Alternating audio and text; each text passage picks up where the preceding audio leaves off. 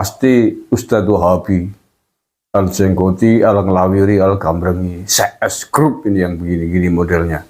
Assalamualaikum warahmatullahi wabarakatuh. Bismillah, alhamdulillah, wassalatu wassalamu ala rasulillah. Teman-teman yang semoga senantiasa dirahmati dan semoga senantiasa dalam lindungan Allah subhanahu wa ta'ala. Teman-teman, kita sebagai manusia diberi Allah akal untuk berfikir. Ayat-ayat Allah yang ada di dunia ini, baik ayat yang nyata di alam ini dan maupun ayat-ayat di dalam Al-Quran, bukan digunakan untuk menentangnya.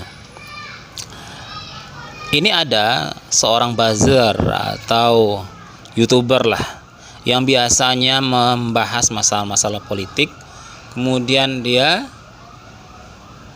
tertarik membahas sebuah permasalahan agama. Nah, apa jadinya? Maka dia akan menggunakan hawa nafsunya untuk menentang hadis atau ayat Al-Quran. Seperti pada video berikut ini, ketika ini yang dibahas adalah Ustadz Erwandi ya teman-teman. Ustadz Erwandi itu menjawab pertanyaan dari seorang jemaah yang mempertanyakan status pekerjaan di pajak ataupun di bea cukai. Lalu dijawab oleh Ustadz ini, oleh Ustadz Erwandi, resign, silahkan resign. Nah, seperti itu udah. Lalu, maka oleh buzzer ini, muncullah kata-kata yang merendahkan Ustadz Erwandi. Kata-kata yang tidak ada hubungannya dengan keilmuan tentang hadis tentang penarik pajak atau cukai. Dia menggunakan akal fikirannya, nafsunya untuk menentang hadis Nabi Shallallahu Alaihi Wasallam dengan mengatakan yang macam-macam,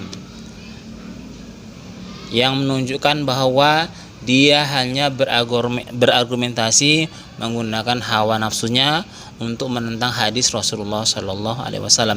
Padahal hadis tersebut disepakati oleh semua ulama, hampir semua ulama, dan hadisnya ini bisa hadisnya hasan ataupun sahih ya teman-teman. Berikut ini videonya. Ustadz, saya mau bertanya. Jadi saya ini kan PNS Ustadz. Ya. PNS di bea cukai. Masya Allah, resign sekarang ya.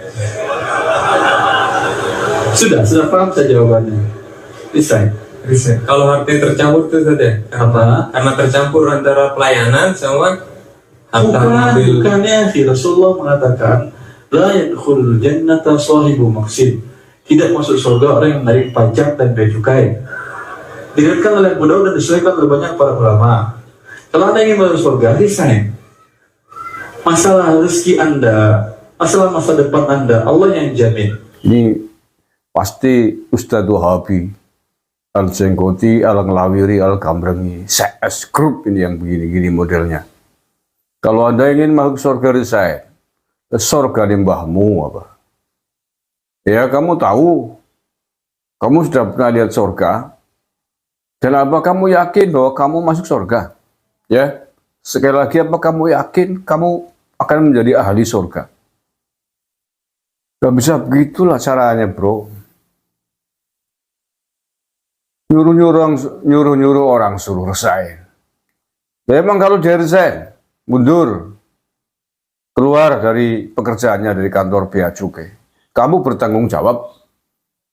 Kamu bertanggung jawab mencari ganti pekerjaannya untuk menanggung kebutuhan keluarganya, menanggung kebutuhan anak istrinya. Kalau kemudian dia resign, ekonominya menjadi morat-marit, kadal fakru ayakuna kufron tuh ya. Kadang-kadang kefakiran bisa menjadi pemicu kekafiran. Setelah mundur ekonominya morat-marit, kemudian jadi nggak jelas pekerjaannya. Melakukan pekerjaan-pekerjaan yang dilarang agama justru itu bisa menjadi penyebab masuk neraka. Enak aja nyuruh-nyuruh orang suruh resign, suruh mundur, memastikan kalau kamu terusan di situ masuk surga. Kalau ingin masuk surga resign, surga ini mbahmu apa ya? Ini ustadz-ustadz model begini, ini kalau dibiarkan terus-terusan ya meracuni warga negara, meracuni banyak orang dengan jargon-jargon sempit yang dipahami oleh ajarannya. seolah-olah pemilik surga itu, seolah-olah pengkafling surga. Kurang ajar orang-orang begini. Jadi makanya kalau kemudian LDNU pernah merekomendasikan Kiai Said, ya banyaklah tokoh-tokoh ulama moderat meminta agar pemerintah segera mengeluarkan aturan. Kalau Pak Said Agil bentuknya adalah kepres untuk membubarkan ajaran Wahabi model begini. Apa yang disampaikan oleh Bapak Bazar tadi teman-teman adalah bentuk ilmunya ya sampai segitu. Seorang ustadz menyampaikan hadis, menyampaikan ayat, menceritakan tentang surga, menceritakan hukum, menceritakan tentang kematian. Apakah harus mengalami dulu? Bercerita tentang surga, bercerita tentang neraka. Nanti ditanya, apakah sampean sudah pernah ke neraka, sudah sampai ke surga? Diceritakan tentang kematian, tentang ayat-ayat kematian. Apakah sampean udah mati dulu? Tahu rasanya mati? Kan lucu ini. Jadi kan berarti ini sepertinya Bapak ini skeptis sekali ya. Bapak Bazar ini apa-apa kalau menceritakan sesuatu ayat Al-Quran itu harus dibuktikan, bukan diimani gitu kan, dan difikirkan.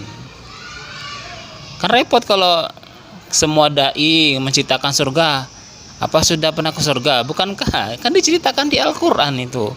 Anda yakin tidak dengan Al-Quran Anda? Begitu.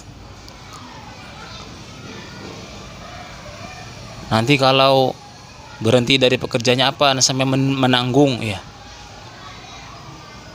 Allah yang menanggung rezekinya. Berhenti dari satu pekerjaan, Allah akan memberi pekerjaan yang lebih baik dari apa yang sedang dilakukan, apalagi pegawai pajak, pegawai cukai. Itu hanya ayat disampaikan oleh Ustaz Irwandi. Bapak Bazar tidak terima menggunakan akal hawa nafsunya untuk menentang hadis-hadis Nabi. Menentang satu hadis Nabi ini maksud saya. Mungkin tidak sampai ke akalnya ini. Menggunakan pikirannya dengan mujak, wah ini Ustaz Wahabi, Al-Kampreti, segala macam kata-kata yang ya tidak layak sebenarnya kalau diucapkan oleh seorang intelektual ya teman-teman. Ini kurang sama nih orang-orang liberal nih sepertinya. Teman-temannya siapa itu? Yang di Cokro TV itu, kurang lebih seperti itu. Dia akan menentang tentang Al-Quran, ayat-ayat Al-Quran, menentang hadis dengan menggunakan pemikiran dan pemahamannya sendiri. Biasanya soalnya di luar negeri ini, luar negeri Amerika, di daerah kaum orientalis, sekolah agama tapi di negara barat. Ya, hasilnya seperti ini. Semua serba diakal-akal ya. Tapi untuk menentang, tidak menggunakan akalnya untuk mendalami, untuk membela ayat-ayat Allah, membela hadis-hadis Nabi. Tapi digunakan akalnya untuk menentangnya, mencari celahnya, mencari kekurangannya, dan sampai segala macam. Tidak akan ketemu itu. Nah, kembali ya teman-teman, kalau tadi dikatakan kalau berhenti bekerja sampai menanggung rezekinya, menanggung keluarganya, kalau ekonominya morak-marit bagaimana itu kan?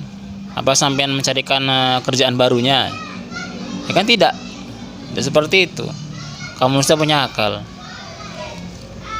mencari pekerjaan yang lain yang lebih halal daripada itu. Kalau sudah ditetapkan pajak, penarik cukai seperti itu, mau apa lagi kita?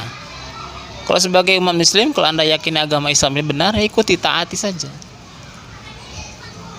Itu hanya di dunia.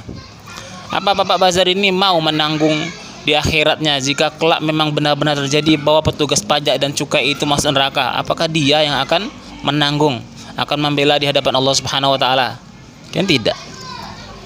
Ya teman-teman, kalau kita melanjutkan video dari Bapak Bazar ini, kita akan sakit hati karena tidak nyambung jawabannya, tak akan nyambung dia. Ustaz Irwandi menjelaskan hadis, tapi dia menggunakan akal pikiran hawa nafsunya, tidak akan nyambung. Ya teman-teman, demikian saja saya kira. Kalau mau melihat video yang secara lengkap bisa dilihat di situsnya, itu situs yang saya channel yang membahas tentang politik dia. Bazar tentang politik nih. Tapi kok melenceng membahas tentang agama. Ya, demikian saja teman-teman video ini, semoga ada manfaatnya. Terima kasih atas perhatiannya. Subhanakallahumma wa bihamdika asyhadu an la ilaha illa anta astaghfiruka wa atubu ilaik. Assalamualaikum warahmatullahi wabarakatuh.